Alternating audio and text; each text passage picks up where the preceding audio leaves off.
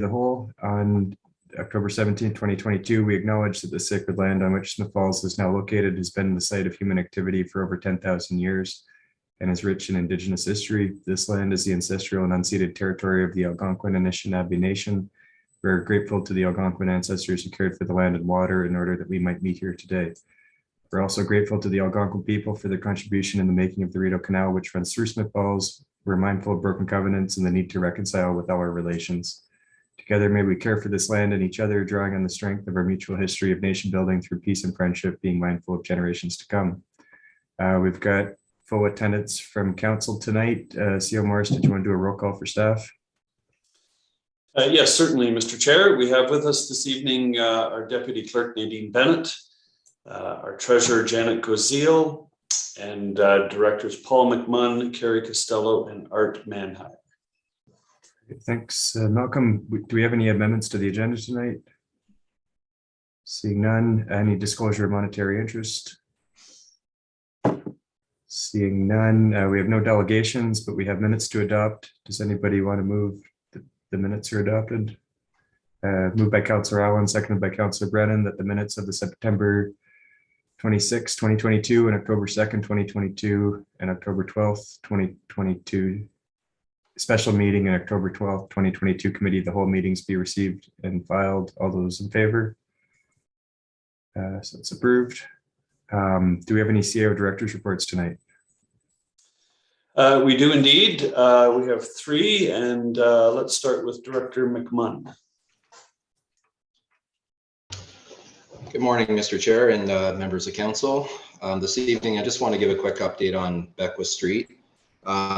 So Beckwith Street is tentatively planned to reopen early to mid next week, weather dependent. As we know, we had quite a bit of rain today, and the balance of the week is looking great either. The works that are left to be completed are somewhat dependent on weather because it's line painting and pavement markings that need to be completed. Obviously, the pavement needs to be dry for that work to take place.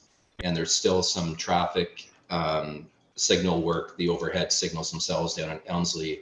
Cavanaugh's waiting on their supplier for a couple of the components there to finish that off. So if the planets align and they get the material, then they'll get that the intersection up and running. And I did talk to the project manager from Cavanagh this afternoon, and that's what he's anticipating is early to mid next week. Great. Thanks, Director McMahon. Any questions on the report? I'm not seeing any, so we all look forward to that getting done. CEO Morris, sorry, was there another one tonight? Yes, our second will be from Director Costello. Great, thanks. Thank you. I've got two quick reports this evening. The first is just a reminder to residents and voters in Smith Falls that Deputy Clerk Bennett and myself will be here at the Town Hall at the Election Help Center this Saturday from 9 until 12. So anybody who has got questions or would like to be added to the list or a correction needs to be made and they're unavailable or unable to attend Monday through Friday, Nadine and I will be in the office Saturday morning. So please feel free to come and visit us. And also the second report is a quick update regarding our meeting schedule. We had a quick meeting today with Director Manhired, CAO Morris, and the management team. The November 7th meeting of council will be held electronically. We had hoped that the renovations would be complete, that we'd be able to use the council chamber. However, that's not the case. So we will hold that meeting electronically. The hope is still to be able to have our inaugural meeting on November 15th in the new council chambers. You will be, we'll keep everybody updated on that with the hopes that the renovations progress so that we are able to do so. In the event that we're unable to do so, we have made accommodations to hold the inaugural meeting at the hall above the Memorial Community Center. That is all of my reports, Mr. Chair. If there's any questions, I'd happily take them. Thanks, Director Costello. We have a question from Councillor McKenna. Thank you, Mr. Chair, and thank you, Nadine and Carrie, for working Saturday morning for that important exercise.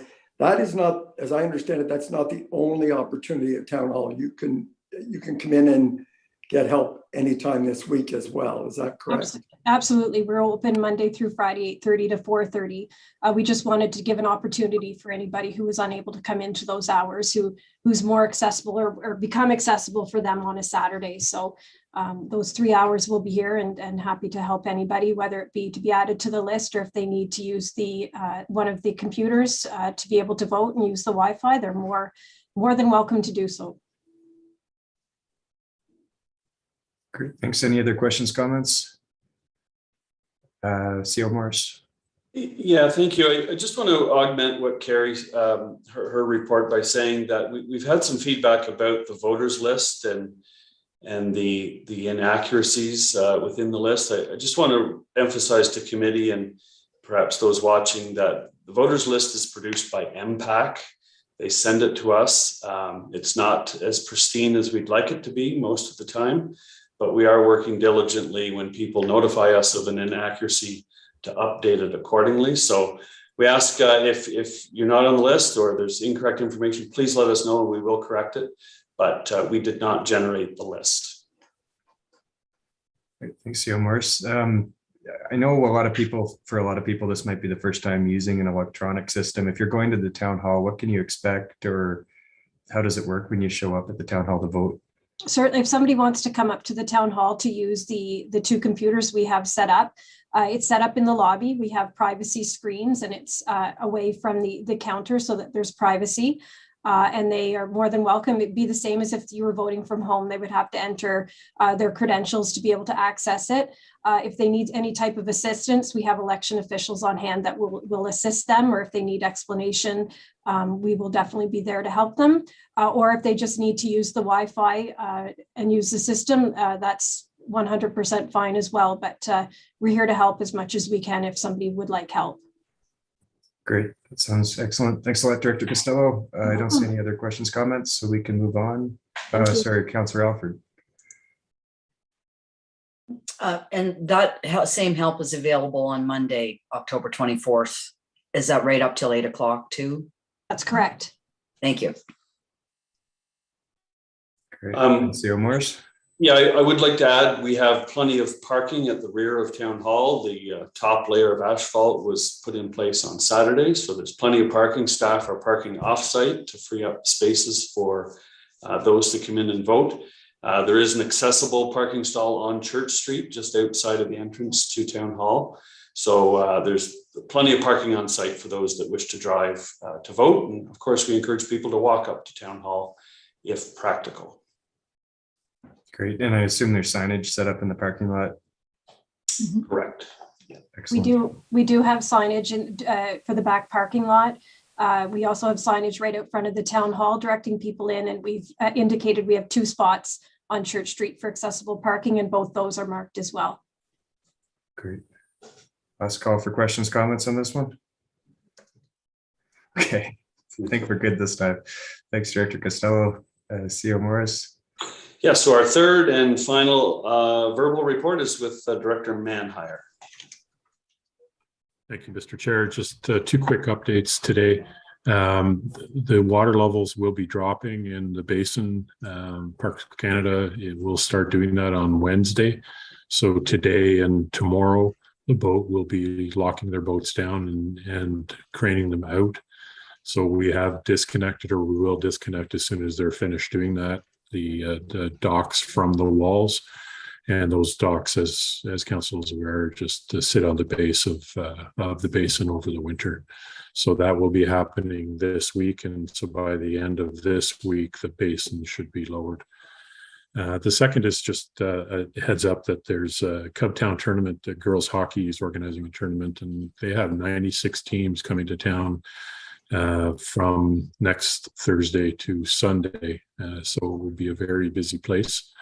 And we're looking forward to a lot of visitors to town coming for that event. Great, thanks, Director Manhire. Councillor McKenna. Thank you, Mr. Chair. Director Manhire, I'm curious if we could get, through your connections with Parks Canada, maybe a summary or an update on the traffic this year and the boating. And if you could give me a sense if it's up, down, or the same post-COVID.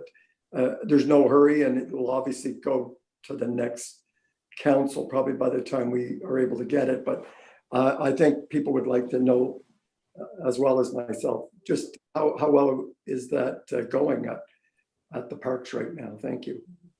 Absolutely. And anecdotally, it was a slower season than they anticipated. Any further questions, comments? Seeing none, thanks, Director Manhire. And that ends our CAO director's reports. We have no correspondence items tonight, so we'll take a motion to go in camera. Moved by Councillor Dwyer, seconded by Councillor McKenna, that Council of the Corporation of the Town of Smith Falls, as provided in Section 239 of the Municipal Act 2001, as amended, move into a closed meeting at 5:11 p.m. to receive in-camera minutes. All those in favor? So that's carried. We'll move in camera to receive the minutes.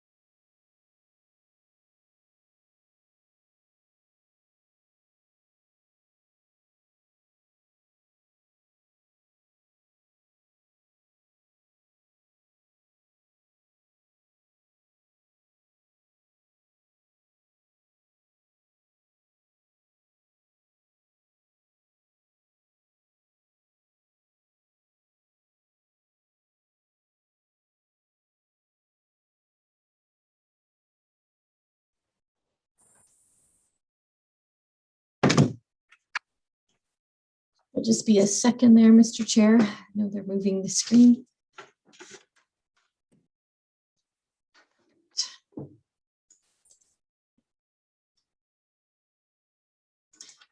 Okay, Mr. Chair, it appears we're now back in open session, so you may proceed with the meeting. Great, thanks Nadine. So Council went in camera to approve our in-camera minutes from the year. And we've had 10 in-camera meetings so far. So now we'll move into priority issue 8.1 Maple Ridge Phase 1 subdivision agreement with our senior planner, Carl Grenke. Our Director Costello. Thank you. Senior Planner Grenke is away this evening, so I told him that I would bring this forward. Bringing this forward this evening, looking for council to pass a bylaw to authorize a subdivision agreement with Campbell's Trucking to administer a phase of the Maple Ridge subdivision, which includes 48 lots for single detached homes upon the submission of a final draft plan and reference plan. As council recall, March 2nd, 2020, council granted draft approval for Maple Ridge subdivision. The draft approval was amended in November 2020 to accommodate the change in the phasing plan. The draft approval calls for subdivision to be developed in 3 phases, and each phase will be administered through a subdivision agreement governing any phase-specific provisions. At this time, the developer is close to satisfying the conditions of draft approval for the next phase, which is named Maple Ridge Phase 1. The report does outline the reports, the documents that were submitted as part of this phase. The terms of the agreement have been developed and are and reviewed and approved by the developer in consultation with town staff. The elements that are included in phase 1 approval are highlighted in the report on page 2 in bullet form. There is 6 elements included in the report. So at this time, happy to try to take some questions if council has any, but looking for a bylaw to come forward to approve this. Thanks, Director Costello. Any questions, comments on the report? Thumbs up, everybody. Great, you're good to go with the staff recommendation. Thanks. And you're up with the Housing Advisory Committee final report now. Thank you. I'm just going to do a very brief introduction as Mayor Panko was the chair of this committee.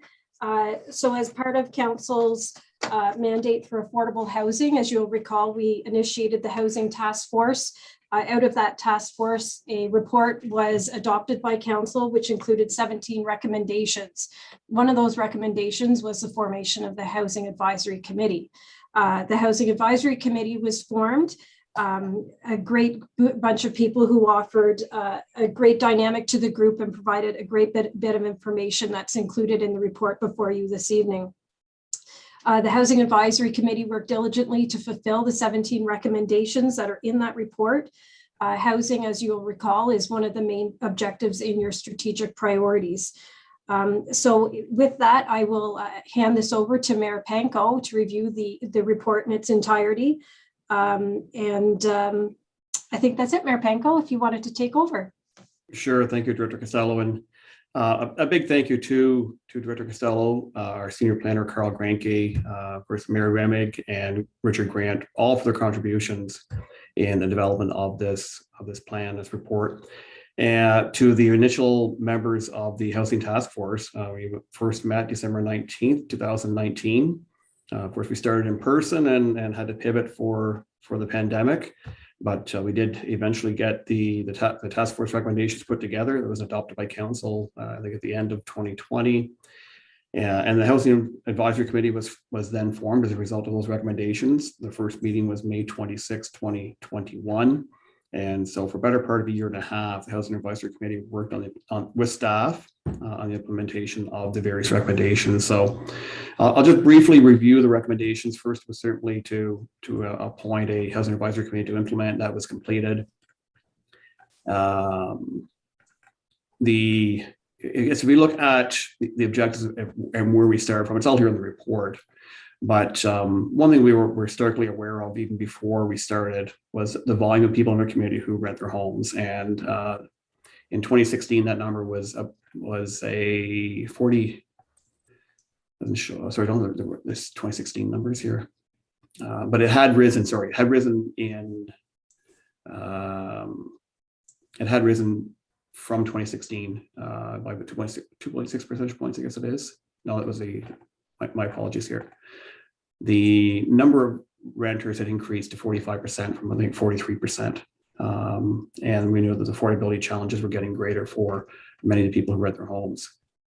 So a number of things were addressed, including zoning bylaw changes and updates. Task force identified several opportunities for zoning changes to promote the objective of the plan. Recommended these approaches be considered and implemented in the upcoming zoning review, which we'll come back to in a moment. One big part of that was parking requirements, and we may all recall there's been different times throughout this term that there has been some consideration for relief of parking requirement, which was 1.25 units, 1.25 parking spaces per residential unit, multi-residential development. And the recommendation was to reduce that. And minimum parking requirements effectively cap the size of development. Paved parking is expensive to construct. And so going from 1.25 to 1 really enabled greater intensification and density of residential units on properties. And I guess we can use 44 Chambers as an example, where Cambridge did ask for a reduction in the parking requirements. This council agreed to that. That didn't simply change the dynamic of the parking. It also enabled more residential units within that development. Secondary dwellings. We had a lot of discussion with regards to secondary dwellings. The zoning bylaw currently allows homeowners to create an accessory apartment within a single detached dwelling.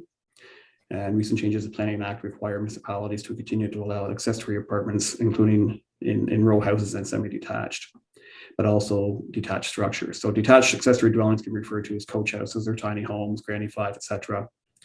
And so the recommendation was to allow secondary dwelling units and semi-detached and row house dwellings, as well as a detached. And that was completed, of course. We adopted the new additional residential unit policy in December 2021. And the new zoning bylaw by council in August of this year carried forward those additional zoning requirement, additional residential unit requirements with minor tweaks to further facilitate the attached additional residential units. At the end of the report, I'm not going to get into it greatly, but it does speak, it was developed by Richard, additional residential unit guide that will help our homeowners basically navigate their way through the process, understand what additional residential units are, what the process is, and how to get there. Minimum dwelling size was another major discussion, and minimum dwelling size requirements are common in zoning bylaws. Some municipalities are either reducing or removing these requirements. In the end, the recommendation was to reduce the minimum dwelling size requirements for single-family homes, and the zoning bylaw approved by council in August removed the minimum dwelling size requirements to provide a lot more flexibility to developers and homeowners when it comes to minimum size. Minimum lot size, another factor. The zoning bylaw also improved in August. Modest changes to lot sizes were accommodated to facilitate more development, more affordable development. Also fixed on mixed use zoning. Mixed use zoning allows various land uses to be combined within a single development or district and create new housing opportunities in areas where such opportunities may not have previously existed. The recommendation was to allow provisions to accommodate mixed use development in our shopping center zones. That has not been facilitated. That would be an official plan change would be required for that. So something the next council may want to deal with. However, when it comes to allowing ground floor, rear, and side-facing residential units in our downtown core, that change was made. So that opportunity to provide ground floor, rear, and side-facing residential units is now allowed. A pre-zoning for density was another recommendation. Amend zoning to allow semi-detached, duplex, and townhouse dwellings along collector roads. And that was, again, within the zoning bylaw that was approved in August. The new R2 zoning applied along collector roads, allowing semi-duplex and triplex dwellings as of right. The R2 zone is successor to the previous R4 zone. So again, a better opportunity for developers to create more intensification within these areas along collector roads. Town-owned lands, spent a lot of time on this. We delved into, staff did some research to determine what town-owned properties do we have that could be suitable for residential development. There was not a lot of opportunity there. So there's a couple of recommendations emerged out of that. Amend the municipal land sale bylaw and implementing policies to prioritize housing as a criterion considering the sale of municipal land. Presentation by staff revealed there's not a lot of town-owned land suitable. Committee recommended bringing forward the land sale bylaw to a future committee of the whole, because the town may also acquire property in the future which could be used for residential development. Second, create and publicize a listing of town-owned land that is reasonably available for residential development. Same situation, however, long-term strategic planning for residential development will need to occur. Of course, we all know that the town did strategically vest property zone for multi-residential development and have entered into the memorandum of understanding with Caribridge community support for the development of this Robinson Avenue property for affordable housing in the future. So I think that's a milestone that we were able to navigate through that will lead eventually to more affordable units within our municipality. Property standards, this was a hot topic. A number of concerns expressed by committee members as well as the public. And the recommendation was to review the town's property standards and yards bylaw, investigate amendments to ensure that landlords can be held more accountable for meeting the standards for their property, review the level of enforcement. Of course, we currently have 2 full-time bylaw enforcement officers. A new yards bylaw and property standards bylaw has been presented for public feedback. Items like mold, insects are added to the draft for council's review and approval, and some public information pieces to be prepared. This will come to the new council. Anyone paying attention may have seen in the paper last week where a property owner was held to account to ensure that an infestation of insects does not must be dealt with. And so I think that's probably something that may guide our future bylaw as well. I think one of the major milestones that we achieved was the Affordable Housing Community Improvement Plan that was approved last week.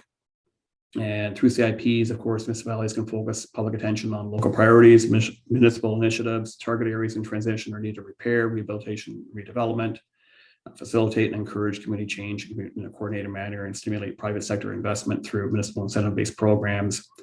And of course, the community improvement plans typically feature incentive-based programs, grant loans, and property tax assistance. And so the objectives in the situation was to develop and implement an affordable housing community improvement plan. And as we're all aware, the new CIP was approved last week by council and provides incentives that will, I'm confident, will lead to more affordable units in our community as we move forward. Awareness and advocacy, the development of a residential development information guide, develop and distribute a residential development information guide to provide information support to rental housing developers. And as I mentioned, our new planner, Richard Grant, drafted a additional residential unit guide completed in just this August and is shared with the committee for distribution. It is posted on Speak Up Smith Falls if you haven't seen it. It's not posted on the website this time, but it will be in the future. And I think it's a very comprehensive guide to help ensure that our property owners can get there. Tenant workshops and education, and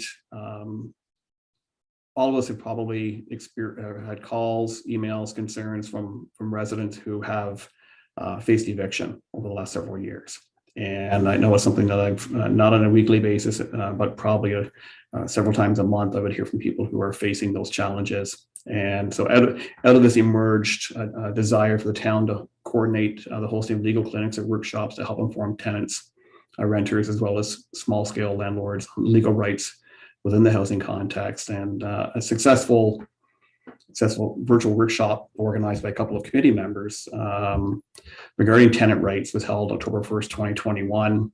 And we would like to see this being an annual event. It is on YouTube. I know it's been viewed many times since then. I've heard from people who come back and saw this, understood the rights, and were able to deal effectively with an undesired eviction notice and able to stay in their home. So I think the outcome of this has been very successful. But again, it's an evolving story. We need to make sure that our citizens are informed. In addition to that, the town was to assist in the coordination of an education session to assist potential new renters and tenants on skill enhancement.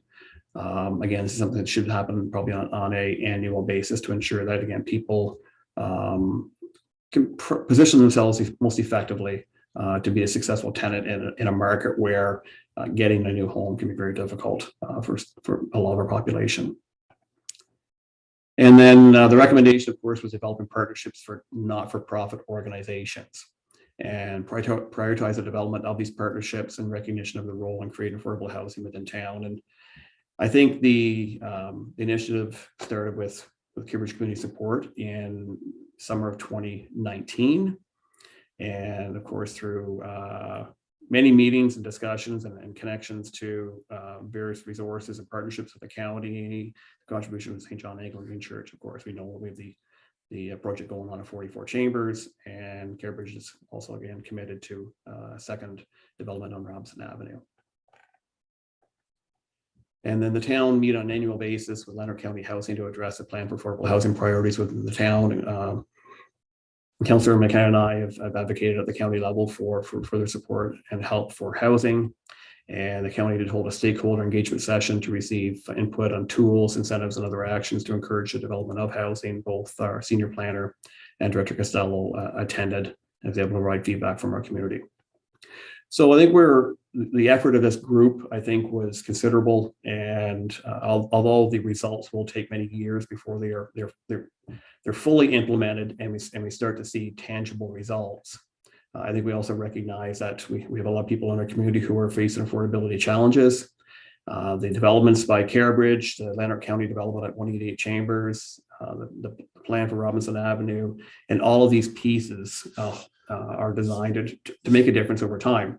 But we recognize as much as there's been some milestones achieved through this report and through the efforts of this committee, the work is far from finished, and I anticipate the next council will pick up what's happened here, carry forward, and continue to make a difference. At this point, I'll welcome any questions. That's great. Thanks, Mayor Penko. Any questions, comments on the report? Councillor McKenna. Thank you, Mr. Chair. Well, first, I'd like to thank the task force, in particular, Councillor Allen and the leadership of Mayor Penko in putting this together and attending those meetings, and the staff contribution to this excellent report that isn't just sitting there. It's a live and working document that is going to guide us, I hope, for years. So I wanted to acknowledge that. I also want to acknowledge our colleagues at Lanark County for them stepping up, and the mayor is right. A number of the urban mayors were particularly interested, but our rural mayors and Reeves also stepped up and said it's primarily an urban issue, but they understood and really supported the urban municipalities, Carleton Place, Perth, Elmont, Smith Falls. They really did step up and contribute. So I wanted to acknowledge that. Finally, the figure of the number of renters in Smith Falls, if Stats Canada collects this data, if you look at neighboring municipalities, we have significantly higher number of renters, disproportionately number. And the last time I looked at the data out of 2000, it takes Stats Canada quite a while to put all of the information out there. But after, not the last census, one before, 1 in 4 of those renters were moving in, had moved in the last 12 months. So there was a lot of, I would describe it as turmoil. There's lots of reasons people move, but 1 in 4 struck me. 25% of the people who are renting in Smith Falls are always on the move. And to understand that issue and to help people stabilize their housing is really important to all of us. And I'm looking forward to seeing what Stats Canada is telling us about the 2020 census. And I would think that if you have a place you're just staying put, and I suspect there'll be a lot less movement, that may or may not be a good thing. But understanding it, it's a very deep issue, and understanding the dynamics of why people move, and it's phenomenal. If you look at Merrickville Wolford, they have 3% rental accommodation, and we have 45 or 46. If you looked at Prescott, Brockville, you look almost all around us, we stand out. So that is a good thing. It's our reality. So we have to pay a lot of attention to our landlords and our tenants as a municipality, and do whatever we can to make that run really smoothly.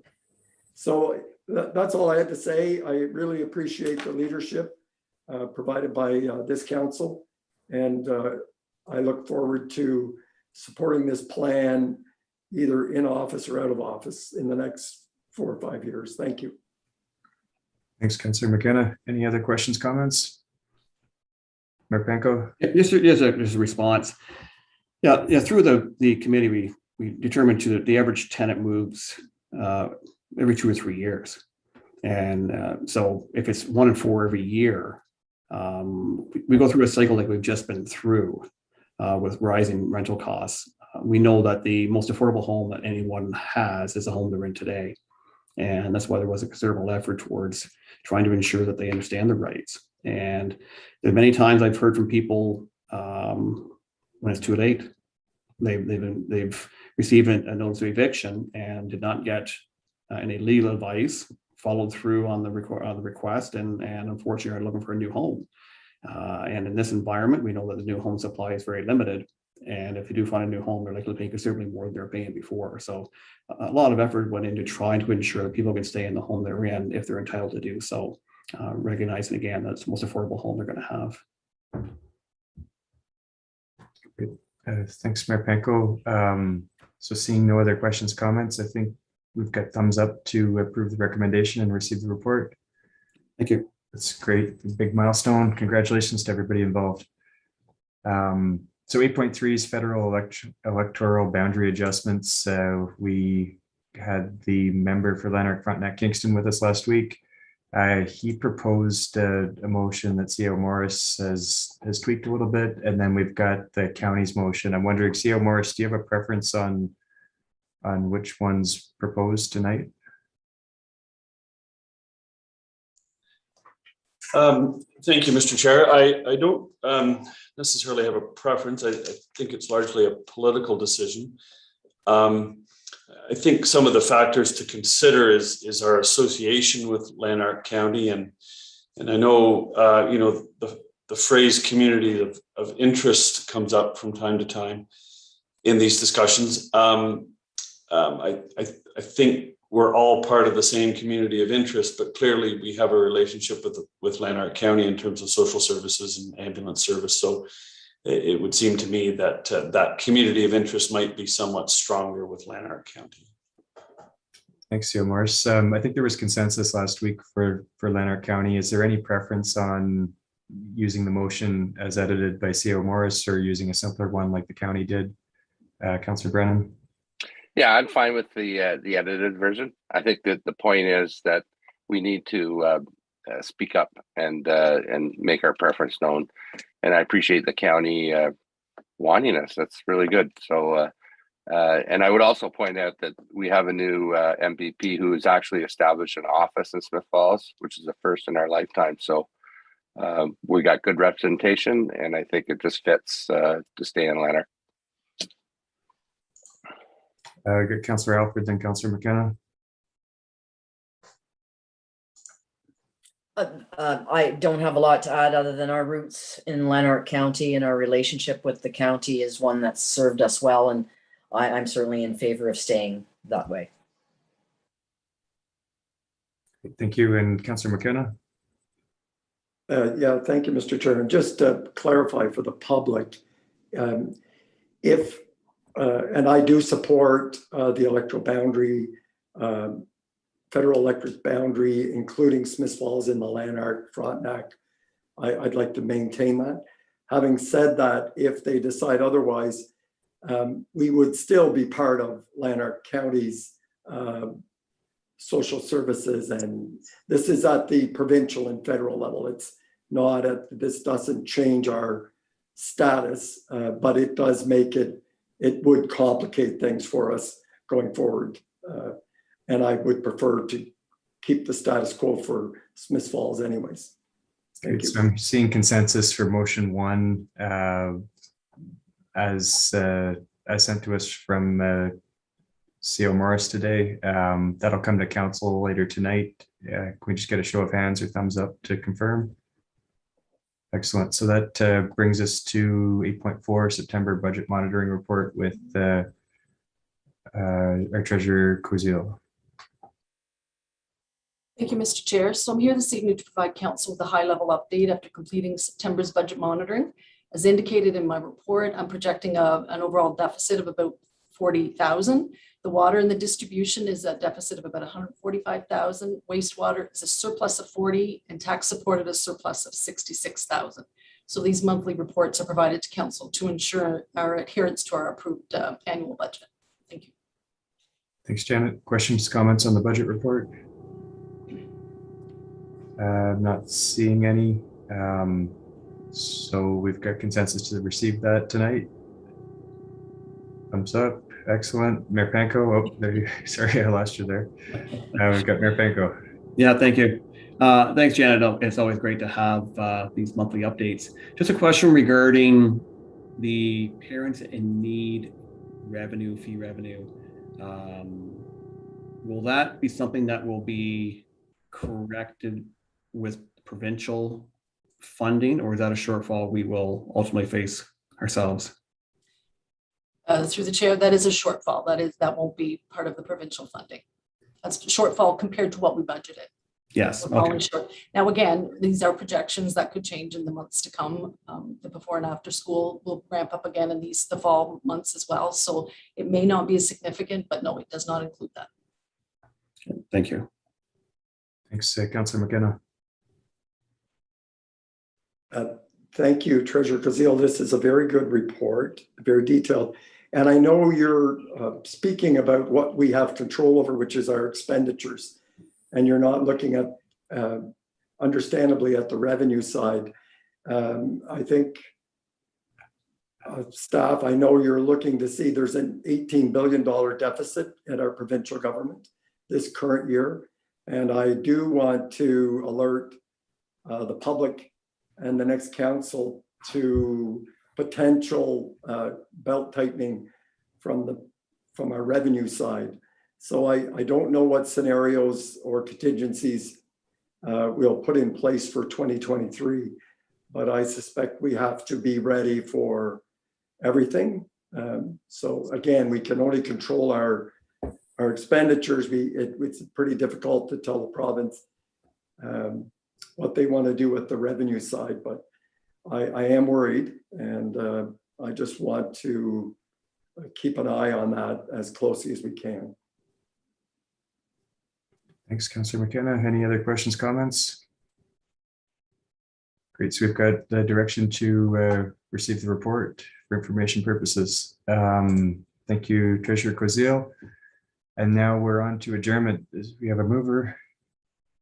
And Councillor Dwyer, seconded by Councillor Alford. The committee adjourned its proceedings at 5:44 p.m. and stands so adjourned until the next duly called committee meeting. All those in favor? That's carried. So we'll take a quick break before our council meeting.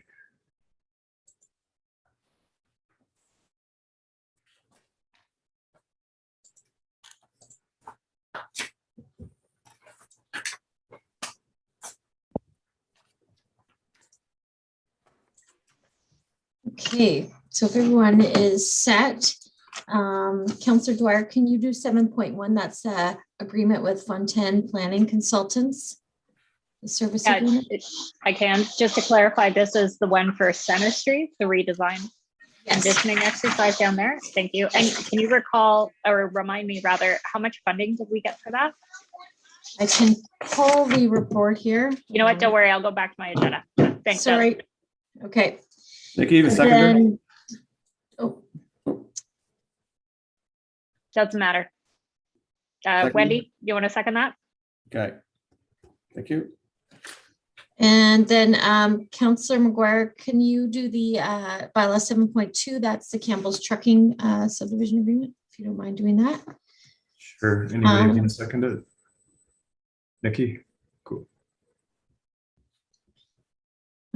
Councillor Alford, do you mind doing the boundary adjustment resolution? That's motion 1 that was, I just emailed it out, the finalized wording that was amended by Yeah, okay. Cedar. Sure. Okay. and then- Who wants to second that? Jay? Councillor McKenna, can you do the housing advisory report?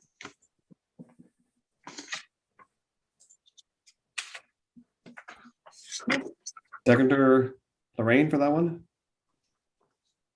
Sound good? Councillor Brennan, do you mind doing the adjournment? Of course he does. I'd love to do the adjournment. Seconder? Chris. All right. Okay, so I think that's everything then. We should be set whenever Mayor Panko's ready.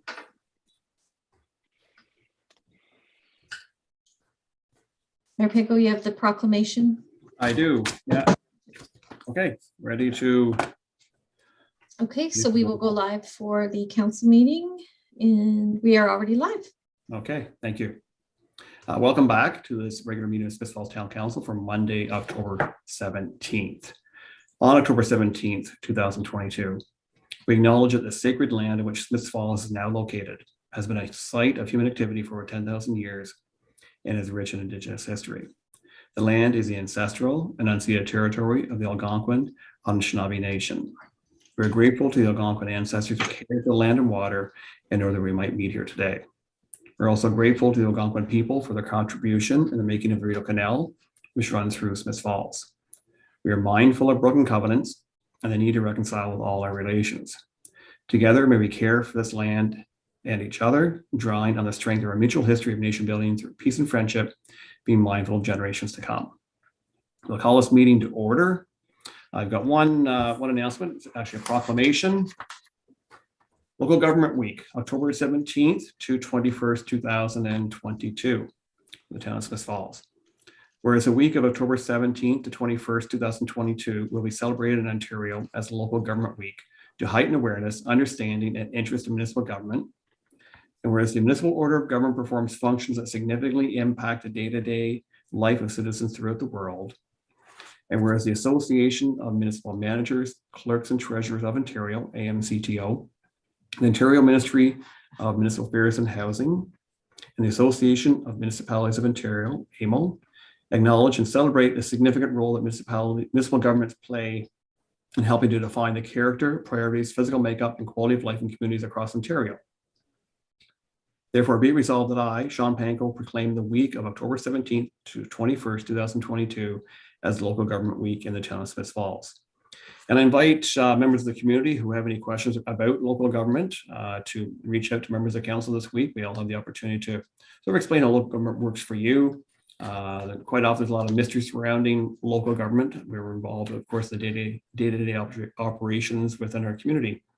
And municipal governance is, of course, that which is closest to the people, that is which is most accountable, most transparent to the people. So if people have questions, certainly feel free to reach out to any member of council. Okay, moving on, we have no disclosure, sorry, ask for disclosure of monetary interest. I see none. We have no delegations. We have no adoption of minutes. Any reports this evening? Yes, Councillor Allen. When some of you may have noticed that our library was closed for a few days this past week, and you may be able to see it in a film that will be produced in this year, because it was filming of I don't know who the company was that was there filming, but it will be a family show, and it will highlight the Carnegie Library. So it'll be interesting to see that film. Awesome. I'm not sure when it will be, but I'll update you if I find out. Will we see you in it? No. Okay, thank you. Any further reports?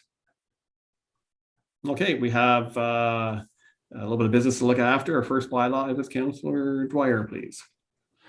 Thank you, Mayor Panko. Moved by myself and seconded by Councillor Alfred that a bylaw to authorize the execution of a service agreement with FO10 Planning Consultants be received and read a first time and taken as read a second time. Thank you. Moved by Councillor Dwyer and seconded by Councillor Alfred. The bylaw to authorize execution of a service agreement with FO10 Planning Consultants be received for the first time and taken as read a second time. All in favor? That's carried. Thank you. Discussion, please.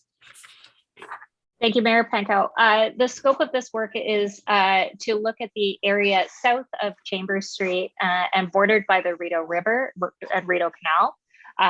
Generally, it's composed of the Giant Tiger Plaza, the Healy's bus yard, the Rideau Canal maintenance yard, as well as the Comfort Inn Hotel. Or Quality Inn Hotel, I believe. It's an exciting project that's going to look at the overall design, community design of the area, and come forward with a master plan of design recommendations for the revitalization of this area. So we're very excited that FOTEN has been the successful proponent in the RFP, and we look forward to the public engagement and charrettes that will come as part of this work. Thank you. Any further discussion? May I have the third reading, please?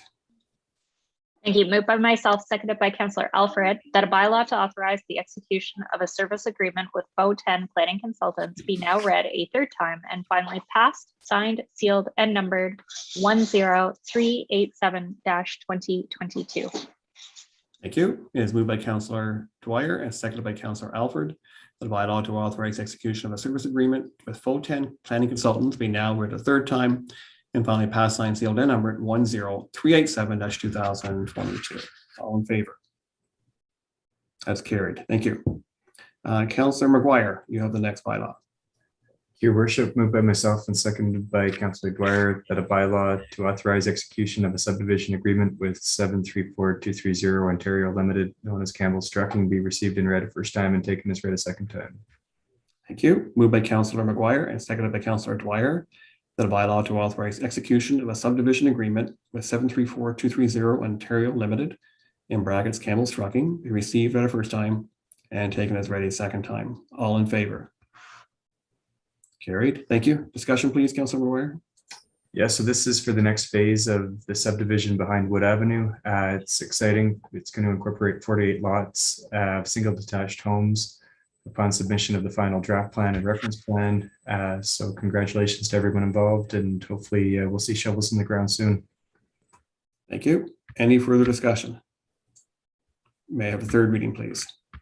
Moved by myself and seconded by Councillor Dwyer that a bylaw to authorize execution of a subdivision agreement with 734230 Ontario Limited, Campbell's Trucking, be now read a third time and finally passed, signed, sealed, and numbered 10388-2022. Thank you. It is moved by Councillor McGuire and seconded by Councillor Dwyer that a bylaw to authorize execution of a subdivision agreement with 734230 Ontario Limited, in brackets Campbell's Trucking, be now read a third time and finally passed, signed, sealed, and numbered 10388-2022. All in favor? That carries well. Thank you. That's it for our bylaws. We have two more motions to look after. Councillor Alfred. Thank you, worship. Moved by myself, seconded by Councillor Brennan, whereas the boundaries of federal electoral districts are redrawn every 10 years, and whereas it is possible that the Federal Electoral Boundaries Commission may consider aligning the town of Smith Falls within the same electoral district as the United Counties of Leeds and Grenville, rather than, as at present, Lanark County. And whereas Smith Falls maintains closer institutional links to Lanark County than to the United Counties of Leeds and Grenville, now therefore the town of Smith Falls requests that in the redistribution, it remains within the same electoral district as Lanark County. Thank you. Discussion, please. The motion's fairly self-explanatory. Certainly our MP, Scott Reed, was down to speak with us a week or two ago about some scenarios to balance the population that the Electoral Commission carries out. But certainly the municipality has a voice in these decisions, and we are now letting the province know, or letting the Electoral Commission know what our wish is. Thank you. Any further discussion? No. And I'm just going to ask for a recorded vote here. I think just probably adds a little bit more weight to the fact that we are all in on this, I'm assuming. So moved by Councillor Alfred, seconded by Councillor Brennan. Whereas the boundaries of federal electoral districts are redrawn every 10 years, and whereas it is possible that the Federal Electoral Boundaries Commission may consider aligning the town of Smith Falls within the same electoral district as the United Counties of Leeds and Grenville, rather than, as at present, Lanark County. Whereas Smith Falls maintains closer institutional links to Lanark County than to the United Counties of Leeds and Granville. Now, therefore, the town of Smith Falls requests that in the redistribution, it remains within the same electoral district as Lanark County. And a recorded vote has been requested. With respect to resolution 8.1, boundary adjustment, please state yay or nay. Counselor Alfred, Yay. Counselor Allen, Yay. Counselor Brennan, Yay. Counselor Dwyer, Yay. Counselor McGuire, Yay. Mayor Panko, Counselor McKenna, Yay. and Mayor Panko. Yay. Motion is carried. Thank you. Okay, one more piece of business. Councillor McKenna.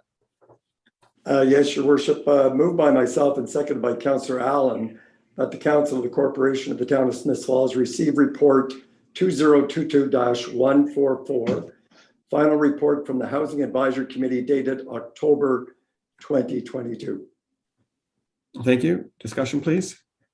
Yes, this task force was struck in advisory committee. Task force was struck in 2019 to see at the municipal level what our town could do to support the advancement of more affordable or accessible housing in our community. And we involved a wide range of stakeholders in that, from developers to landlords to tenants, to just a wide range of people contributed to the development of that report. Staff worked hard in pulling all that information together into a final report. That report came to us quite a while ago, but this is it's not just recommendations now. The task force and the town moved forward on acting on those recommendations and has advanced many, if not all, of the recommendations in the report.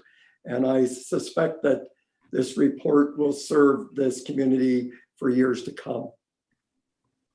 Thank you. Any further discussion? Okay, before I repeat the motion, just want to thank Councillor Allen for her participation over both the task force and the advisory committee, as well as all the members of both the task force and the committee of the public who took the time to participate through COVID, through some challenging times, meeting virtually. And I know for many, it wasn't simply showing up for a meeting. It was the research and work they're doing behind the scenes to prepare for meetings and bring new ideas forward. So great effort by the community, as well, of course, to our staff, Director Costello, Senior Planner Granke, our planning assistant Remig, as well as a new planner, Richard Grant, for all their involvement in pulling all of this together. So it's moved by Councillor McKenna and seconded by Councillor Allen. The Council of the Corporation of Town of Smith Falls received report 2022-144. Final report from the Housing Advisory Committee dated October 2022. All in favor? That's carried. Thank you. Inquiries or announcements? Anyone have anything this evening? Yes, Councillor McKenna. Yes, Mayor Panko. I don't want to put a damper on things, but it's very difficult being a politician just about anywhere now. And we're always open to criticism and fair criticism, and we take it in stride and do our best. I've also spoken over the last 4 years of how challenging it is for women in particular to run for council. And we were delighted with our community here, but some of that vulgarity has crept into our local municipal election, particularly aimed at Councillor Alfred and I. It's come to my attention the keyboard cowards are at work. They're using quite vulgar and misogynistic language directed toward Councillor Alfred. I just want to be on record as not just a council member, but as a man and a leader in our community, that this is unacceptable. And I will continue to fight this misogynistic and cowardly language. And I know that council stands with me on that it won't be tolerated. And it sickens me. It's a minority of people. And it I'm begging them to stop this. As I said, we're open to criticism. We welcome it. We want your feedback, whether you agree with us or not. We've got broad shoulders, but this kind of cowardness and misogynistic language must stop. So I didn't mean to put a damper on it. I couldn't let it go any longer, Mr. Mayor. A fair statement. Thank you for bringing it up. Anything further from anyone before we adjourn? Councillor Brennan, you have the motion for adjournment. Yes, moved by myself, seconded by Councillor McGuire, that this council adjourn its proceedings at 6:01 p.m. and stands so adjourned until the next duly called meeting of council. Thank you. Moved by Councillor Brennan and seconded by Councillor McGuire. This council adjourns proceedings at 6:01 p.m. and stands so adjourned to the next duly called meeting of council. All in favor?